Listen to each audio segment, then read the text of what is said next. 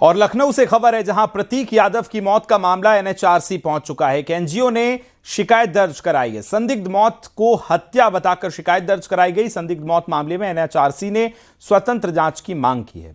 मामले की जल्द ही जांच के लिए एसआईटी का गठन हो, सीसीटीवी फुटेज सुरक्षित रखने की मांग भी उठाई है। ह्यूमन राइट्स के काम करने वाली एनजीओ ने इस पूरे मामले की शिकायत की है।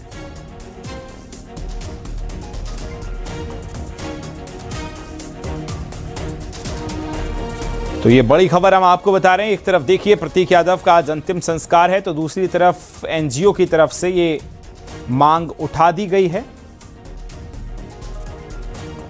जहां मामला एनएचआरसी तक पहुंच चुका है। एनजीओ ने दर्ज शिकायत रिपोर्ट करवाई है और इसमें संदिग्ध मौत को हत्या बताकर शिकायत की मांग की गई है। संदिग्ध मौत मामले में एनएचआरसी ने स्वतंत्र जांच की मांग की और मामले की जांच की जल्द ही एसआईटी का गठन हो, यह भी कहा है।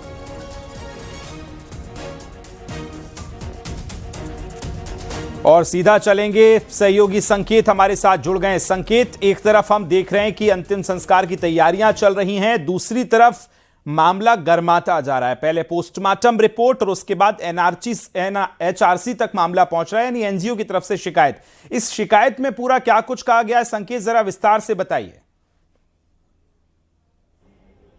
बिल्कुल, देखिए जिस तरीके से अपर्णा यादव जो कि भाजपा नेत्री हैं, उनके पति और अखिलेश यादव के भाई प्रतीक यादव की जो दुखद मौत हुई, उस मौत के बाद में उनकी बॉडी का पोस्टमार्टम कराया गया और पोस्टमार्टम रिपोर्ट सभी के सामने है।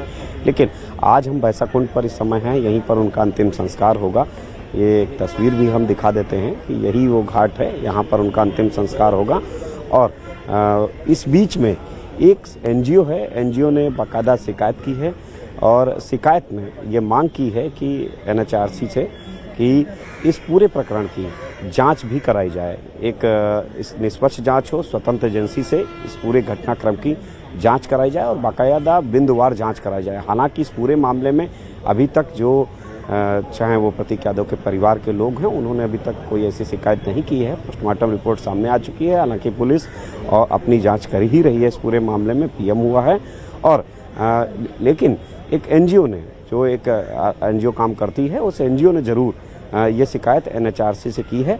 अब देखना यह है कि एनएचआरसी इस मामले में क्या एक्शन लेता है। दरअसल जो साक्ष्य होंगे उसी आधार पर आगे की बात की जाएगी, कार्रवाई की जाएगी। अभी तक फिलहाल शिकायत है और वो भी बाहर के व्यक्ति यानी कि एक एनजीओ ने की है।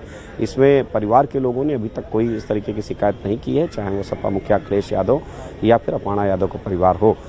इस समय भैंसाकुंड पर घाट नंबर 5 पर उनका अंतिम संस्कार। जैसे आप बता रहे हैं कि पोस्टमार्टम रिपोर्ट आई और उसके बाद पोस्टमार्टम रिपोर्ट में भी कई सारी चीजें जिक्र की गई हैं। दूसरी तरफ परिवार ने अभी बात नहीं की, लेकिन जो एनजीओ ने शिकायत दर्ज कराई है उसमें मौत को संदिग्ध बताया गया है। यानी ये अपने आप में कई सारे बड़े सवाल करता है, वो भी तब जब पोस्टमार्टम रिपोर्ट आ चुकी है, जिसमें कई सारी चीजें हैं। अगर हम देखें बॉडी पर कई सारे जो निशान हैं उसकी बात कही गई है और कई बड़े बड़े निशान भी हैं। ऐसी बात के बाद एनजीओ का पहुंचना और वो भी संदिग्ध मौत को लेकर शिकायत दर्ज कराना, ये कितना आगे बढ़ेगा, क्या कुछ बात चल रही है, इसको लेकर भी थोड़ा बताइए। बिल्कुल, ये वाजिब सवाल है आपका। दरअसल न्यूज़ 18 ने सबसे पहले कल 11:44 पर ही ये खबर ब्रेक की थी कि पल्मोनरी एम्बोलिज्म नाम की बीमारी से प्रतीक यादव पीड़ित थे। और इस बीमारी में होता क्या है कि थक्के जम जाते हैं, जिससे ब्लड सर्कुलेशन पूरी तरीके से बंद हो जाता है, ऑक्सीजन की कमी हो जाती है, सांस लेने में दिक्कत होती है और मौत हो जाती है। पीएम रिपोर्ट जब आती है 3 बजे के बाद, तो उसमें भी यही बात सामने आती है। हालांकि पीएम रिपोर्ट में जो एक बात सामने आ रही है कि 6 जगहों पर चोट के निशान हैं। ये चोट के निशान किस तरीके से, एक जांच का विषय है। पुलिस इस पूरे मामले में जांच करेगी। इसी बीच एनजीओ ने इन्हीं बिंदुओं के आधार पर बाकायदा जांच की मांग की है और उसमें सीधे तौर पर एनजीओ ने जो पत्र एनएचआरसी को लिखा है उसमें कहा है कि आखिर चोट क्यों लगी, इसकी वजह क्या है, जांच की जाए। सीसीटीवी फुटेज बाकायदा रखे जाएं, उसकी भी जांच की जाए। इन सभी बिंदुओं पर जांच की मांग की है। लेकिन ऐसे मामलों में होता ये है कि जो पीड़ित पक्ष है, जिसके यहाँ इस तरीके की घटना हुई है, उनके परिवार से जुड़ा हुआ कोई सदस्य जब शिकायत करता है तब इस पूरे मामले की तफ्तीश होती है, जी जांच बिल्कुल होती मैं है। संकेत आपको रोक रहा हूं, आपके पास लौटूंगा, आप वहां मौजूद हैं, वो तस्वीरें हम दर्शकों को दिखाएंगे। सीधा हम चल रहे हैं सहयोगी ऋषभ मणि के पास। हमारे साथ ऋषभ मणि